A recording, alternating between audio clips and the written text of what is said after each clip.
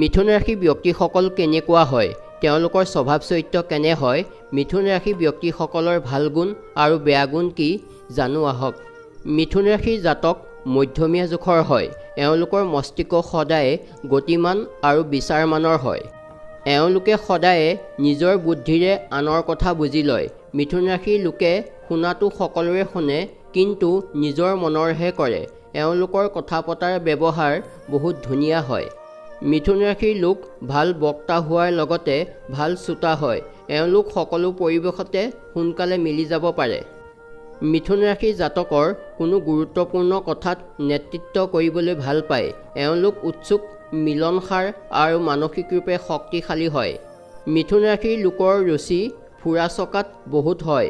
এওঁলোক সাহিত্য, লেখা, সম্পাদনা আদিৰ ক্ষেত্ৰত ভাল পদত থাকিব পাৰে।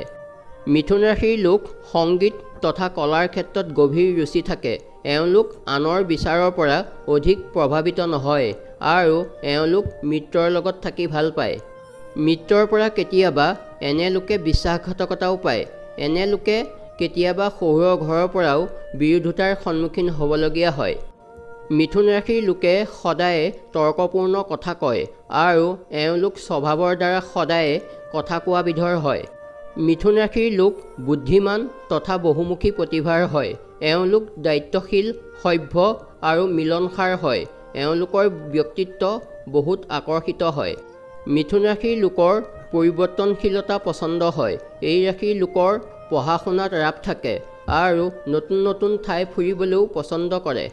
মিথুন ৰাশিৰ লোকক তীব্ৰ স্বভাৱৰ মনা হয়। সেইবাবে এওঁলোকৰ কেতিয়াবা নিৰ্ণয় লোৱাত কঠিন হয়।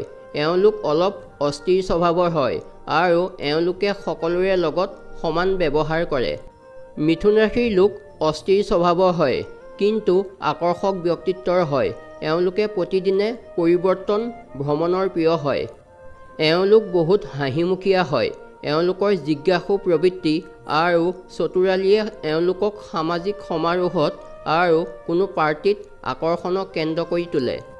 মিথুন ৰাশিৰ লোক ফুৰা চকা, চিনেমা চোৱা, চিলাই কৰা, কিতাপ পঢ়া আদিৰ চখীন হয়। এওঁলোকে এটা সময়ত বহু কথা শিকিবলৈ ইচ্ছা কৰে। এই ৰাশিৰ লোকে সকলোৰে ধ্যান নিজৰ ফালে আকৰ্ষিত কৰিবলৈ বিচাৰে, কিন্তু এনে হোৱাতে এওঁলোকৰ ৰুচি সেই ব্যক্তি বা বস্তুৰ পৰা সমাপ্ত হৈ যায়। এওঁলোক চঞ্চল প্ৰবৃত্তিৰ আৰু ঘূৰি ফুৰা স্বভাৱৰ হয়। এওঁলোকৰ সকলোতকৈ ডাঙৰ দুৰ্বলতা এয়া যে এওঁলোক সাহসপ্ৰিয় নহয়। মিথুন ৰাশিৰ লোকসকল ৰাজনীতিত চতুৰ হয়। এওঁলোক দয়াৱান, দৃঢ় সংকল্প আৰু ধাৰ্মিক হয়। এই ৰাশিৰ লোকে সকলোৰে লগত একে সমান ব্যৱহাৰ কৰে। এওঁলোক বহুত দায়িত্বশীল, সভ্য, চৰিত্ৰৱান আৰু সহনশীল হয়। এওঁলোকৰ সকলো কাম ভালদৰে চিন্তা কৰাৰ পাছতহে হয়। মিথুন ৰাশিৰ লোকে যদি এবাৰ কাৰোবাক কথা দিয়ে বা কোনো সংকল্প লয়, তেন্তে সেয়া পালন কৰে। এনে লোকে নিজৰ উত্তৰদায়িত্বক ভালদৰে পালন কৰাটো নিজৰ কৰ্তব্য বুলি ভাবে। এই ৰাশিৰ জাতকৰ চকু তীব্ৰ, চুলি পাতল হয়। এই ৰাশিৰ লোক কথা কোৱাত মধুৰ হয়। মিথুন ৰাশিৰ জাতকৰ মাংসপেশী কোমল আৰু পাতল হয়। এওঁলোকৰ হাত ভৰি ধুনীয়া হয়। এওঁলোক নিয়ন্ত্ৰিত তথা শান্ত পৰিৱেশত থাকিবলৈ পচন্দ কৰে। যি জাতকৰ সময়ত চন্দ্ৰ মিথুন ৰাশিত স্থিত থাকে, সেইসকল লোকৰ ৰাশি মিথুন হয়। মিথুন ৰাশিৰ জাতক ওখ আৰু সন্তুলিত শৰীৰৰ হয়। এই ৰাশিৰ জাতকৰ ৰং ঘেঁহুৰ দৰে হয়। মিথুন বায়ুতত্ত্বৰ প্ৰধান ৰাশি হয়। এই গুণ ধৰ্ম অনুসাৰে মিথুন ৰাশিৰ জাতক চঞ্চল তথা আনন্দময়ী স্বভাৱৰ হয়। পৰিৱৰ্তনশীলতা এই ৰাশিৰ জাতকৰ জীৱনৰ অংগ হয়। এওঁলোকে নিজৰ আজীৱিকা তথা দিনচৰ্চাৰ দ্বাৰা পৰিৱৰ্তন কৰি থাকে। মিথুন ৰাশিৰ জাতক পঢ়া শুনাত চখ ৰাখে। এই ৰাশিৰ জাতক নিৰ্ণয় ল'বলৈ কঠিনতাৰ অনুভৱ কৰে। মিথুন ৰাশিৰ জাতক অধিক সময় অমঞ্জস পৰিস্থিতিত থাকে। এওঁলোকে নিজৰ নিৰ্ণয় বাৰে বাৰে সলনি কৰি থাকে। মিথুন ৰাশিৰ জাতকৰ দাম্পত্য জীৱন সামান্য হয়। এই ৰাশিৰ লোকৰ জীৱন সংগীৰ লগত প্ৰায় মতভেদ চলি থাকে। এই ৰাশিৰ জাতকৰ বিচাৰত অধিকতা পোৱা যায়। মিথুন ৰাশিৰ জাতক বহুত বুজনীয় হয়। এওঁলোকৰ অনুসন্ধান কৰিবলৈ পৰ্যাপ্ত ক্ষমতা থাকে।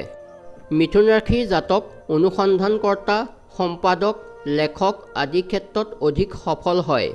মিথুন ৰাশিৰ লোকে আনৰ মনৰ কথা পঢ়িব পাৰে। দূৰদৃষ্টি বহুমুখী প্ৰতিভাৰে ধনী হয়।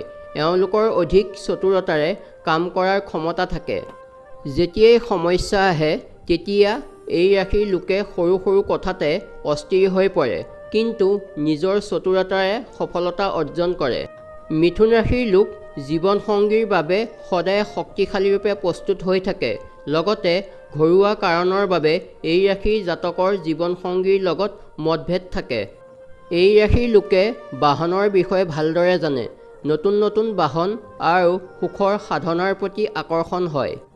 মিথুন ৰাশিৰ লোকৰ কুণ্ডলীত মংগল আৰু শুক্ৰৰ যুতি হ'লে এওঁলোকে তেতিয়া আনক বুজি পোৱাৰ অদ্ভুত ক্ষমতা থাকে।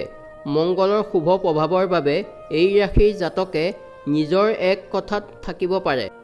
এই ৰাশিৰ জাতকে ৰহস্যময় বিষয়ৰ বাবে জানিবলৈ চেষ্টা কৰে। নতুন নতুন বস্তুৰ বিষয়ে জানিবলৈ এওঁলোকে পচন্দ কৰে। এই ৰাশিৰ জাতকে বুদ্ধিৰে কাম কৰিলেহে সফলতা লাভ কৰে। নিজৰ বাণী আৰু চতুৰতাৰে এই ৰাশিৰ জাতক কুশল কূটনীতিজ্ঞ আৰু ৰাজনীতিজ্ঞ হ'ব পাৰে। তীব্ৰ মগজুৰ বাবে এই ৰাশিৰ জাতক সকলো কামতে সফল হয়। এই ৰাশিৰ লোক পত্ৰকাৰ, লেখক, মিডিয়া কৰ্মী, ভাষাত জ্ঞাত, যোজনাকাৰ আদি হ'ব পাৰে। এই ৰাশিৰ লোক ধৰ্মৰ মাৰ্গত থাকিবলৈ পচন্দ কৰে। এওঁলোক সামাজিক আৰু ধাৰ্মিক কাৰ্যত আগত থাকে। ধন্যবাদ।